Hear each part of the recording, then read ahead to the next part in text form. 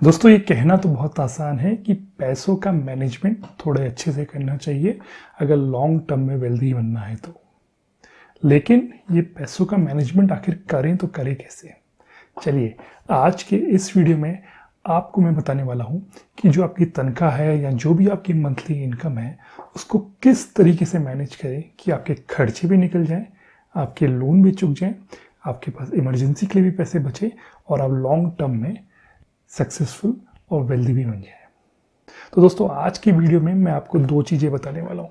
पहली चीज़ कि जो भी आपका सैलरी आती है उसको किस रेशियो में, किस प्रपोर्शन में अलग अलग तरीके के खर्चों में डिवाइड करना चाहिए, कैसे वो प्लानिंग करें, और दूसरा उस प्लान को एग्जीक्यूट कैसे करें। तो चलिए दोस्तों, मेरा नाम है स्वर्णिम पाठक और इस वीडियो को शुरू से लेकर अंत तक ज़रूर देखिए, क्योंकि ये आज इस वीडियो के बाद आप अपने पैसे को बहुत ज़्यादा बेहतर तरीके से मैनेज कर पाएंगे। तो दोस्तों पहले बात करते हैं कि पैसे को किस प्रपोर्शन में अलग अलग जो आपके खर्चे के एरियाज़ हैं या सेविंग्स के एरियाज़ हैं वहाँ पर बांटना चाहिए। देखिए मैं अपने खुद के एक्सपीरियंस आपको बताऊंगा और मैं आपको बताऊंगा कि क्या प्रपोर्शंस में यूज़ करता हूँ। तो देखिए 4 मेजर तरीके के बकेट्स हो सकते हैं जिसमें पैसे को बांटा जा सकता है। जो पहला बकेट है और जो मेजॉरिटी लोगों के लिए सबसे बड़ा बकेट होता है वो होता है जो आपके दिनचर्या के खर्चे होते हैं, जैसे आपका किराया है, जैसे आपका खाना है, कपड़े हैं, फ्यूल है। ये सारे जो खर्चे होते हैं इसको हम एक पॉकेट बोलते हैं स्पेंड्स का पॉकेट, यानी ये खर्चे तो होने ही होने हैं। इसमें कुछ कुछ लग्जरीज भी होती हैं बट मोस्टली ये नेसेसिटीज़ होती हैं। इसके अलावा जो दूसरा बकेट है जो काफ़ी सारे लोगों के पास होता है वो है लोन का बकेट। आपके पास हाउस लोन हो सकता है, एजुकेशन लोन हो सकता है, आपके पास व्हीकल लोन हो सकता है। इन सब लोन्स के अगेंस्ट भी आप कुछ ईएमआई पे करते हैं और ये ईएमआई का अमाउंट यूजुअली फिक्स्ड होता है। तो ये दूसरा बकेट है। इनके अलावा दो और बकेट हैं जो हमें मैनेज करने चाहिए। जो पहला इनमें से बकेट है वो है आपका इमरजेंसी फंड का बकेट। अब इमरजेंसियां भी दोस्तों मेनली हमारी लाइफ में 3 तरीके की इमरजेंसीज आ सकती हैं। पहली इमरजेंसी हो सकती है मेडिकल इमरजेंसी, दूसरी इमरजेंसी हो सकती है डेथ एक अर्निंग मेंबर की फैमिली के, और जो तीसरी इमरजेंसी है वो है जब हमारा जॉब चला जाए। अब जो मेडिकल और जो लाइफ या डेथ की जो इमरजेंसी है उसके लिए मेरा रिकमेंडेशन हमेशा रहेगा कि आप इंश्योरेंस लें, उसके लिए फ़ंड ना जमा करें, क्योंकि अगर आप उसके लिए फ़ंड जमा करेंगे तो आप बस पैसे जमा ही करते रह जाएंगे और कभी भी वेल्दी नहीं बन पाएंगे। अब बात करते हैं तीसरी इमरजेंसी फंड की जो कि है जॉब लॉस का फंड। तो इसके लिए आपको कुछ पैसा हमेशा जमा करके रखना चाहिए। ये पैसा लिक्विड होना चाहिए, आप जब चाहें इसको जा करके बैंक से निकाल पाएँ, इस तरीके का ये पैसा होना चाहिए। और इसके अलावा दोस्तों जो चौथा कैटेगरी है वो है आपका लॉन्ग टर्म वेल्थ फंड, जो मैं आपको पिछली वीडियो में बता चुका हूँ कि कम से कम आपकी सैलरी का 10% अमाउंट यहाँ जाना चाहिए। तो आप बताते हैं कि ये जो 4 कैटेगरीज हैं, सेविंग्स, ईएमआई, इमरजेंसी और लॉन्ग टर्म, इनको किस प्रपोर्शन में आपको रखना चाहिए। ये थंब रूल हर नौकरी परस्त या फिर अगर आपका बिजनेस भी है तो भी आप चाहें तो इस थंब रूल को फॉलो कर सकते हैं। ये थंब रूल फॉलो कीजिए और आप सक्सेसफुल बन जाएंगे। सबसे पहला रूल, 10% मिनिमम निकाल के रख दें इस लॉन्ग टर्म वेल्थ फंड में। इस पैसे को आप छुएंगे भी नहीं। ये पैसा ना आपकी ईएमआई के काम आएगा, ना आपकी इमरजेंसी के काम आएगा, ना ही आपके खर्चों के काम आएगा। ये 10% कम से कम और हो सके तो उससे भी ज़्यादा निकाल के अलग रख दे एक लॉन्ग टर्म वेल्थ फंड में। उसके बाद दोस्तों इमरजेंसी फंड में जो बाकी 90% पैसा बचा हुआ है उसमें से कम कोशिश करें कि 10% पैसा इमरजेंसी फंड में जाए, ताकि लॉन्ग टर्म में ये भी आपके एक फंड बन जाए जिससे कि आप पैसा इकट्ठा कर पाएँ। तो ये जो 10% आप इमरजेंसी फंड में डालेंगे ये हमेशा नहीं डालना है। ये कब तक डालना है? जब तक आपके पास एक सर्टेन अमाउंट आपके इमरजेंसी फंड में ना हो जाए। ये सर्टेन अमाउंट कितना है? ये अमाउंट है आपका कम से कम 6 महीने का खर्चा।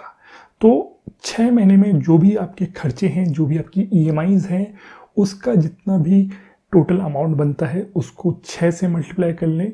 उतने दिन का जो पैसा है वो आपके इस इमरजेंसी फंड में होना चाहिए। तो आप हर महीने यहाँ पर 10% अपनी सैलरी का पैसा डालें और जब ये अमाउंट आपकी 6 महीने की सैलरी के बराबर हो जाए तो इसको बंद कर दें और कोशिश करें कि ये जो 10% आप इमरजेंसी फंड में नहीं डाल रहे हैं इसको आप अपने लॉन्ग टर्म वेल्थ फंड में इस पैसे को जोड़ दें, रादर देन अपने खर्चों में इसको जोड़ें। ठीक है, तो 10% वेल्थ फंड, 10% इमरजेंसी फंड तब तक के लिए जब तक आपके पास 6 महीने का खर्चा ना हो। अब बात बची बाकी 80% अमाउंट की। तो ये बाकी 80% अमाउंट कैसे एलोकेट करना है, इसमें से 30% से ज़्यादा आप इंश्योर करें कि आपका ईएमआई का अमाउंट ना हो।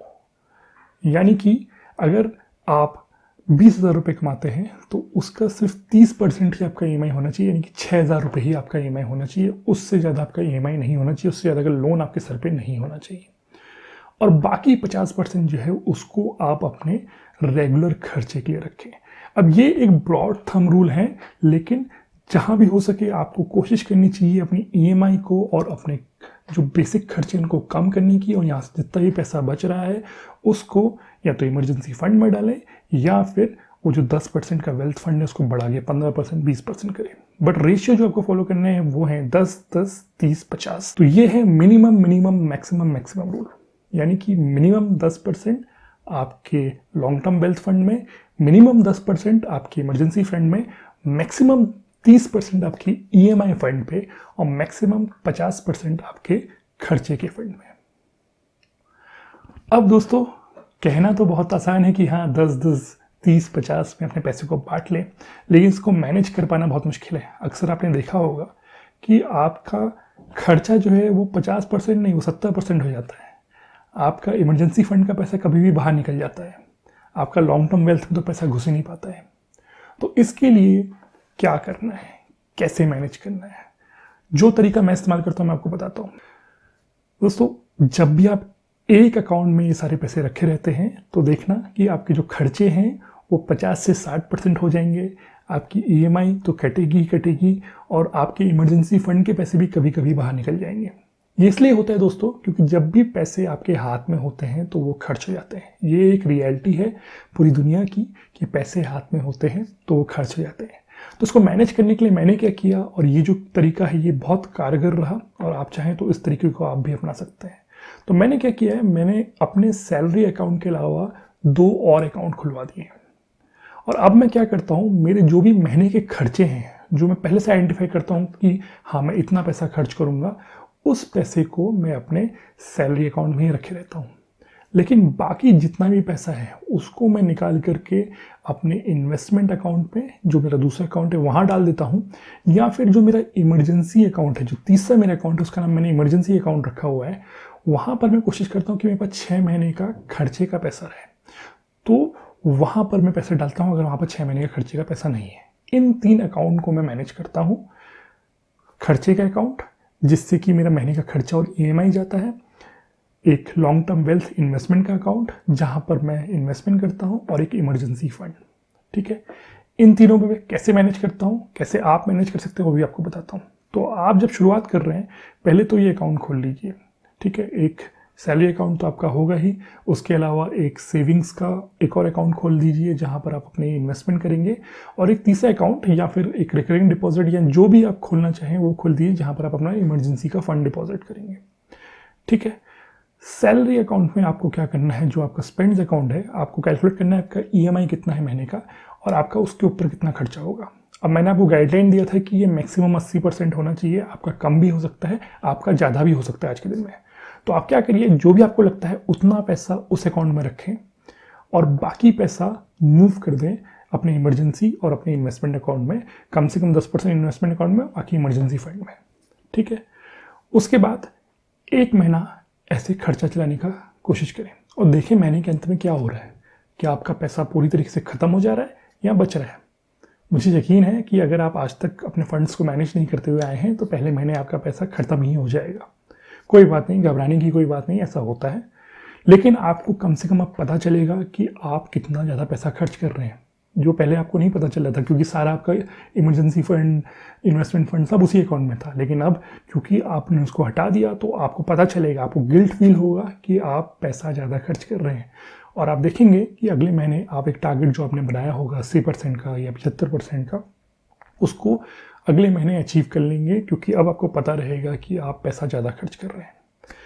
ठीक है, तो ये तो हो गया आपका किस तरीके से आपको अपने मनी को मैनेज करना है।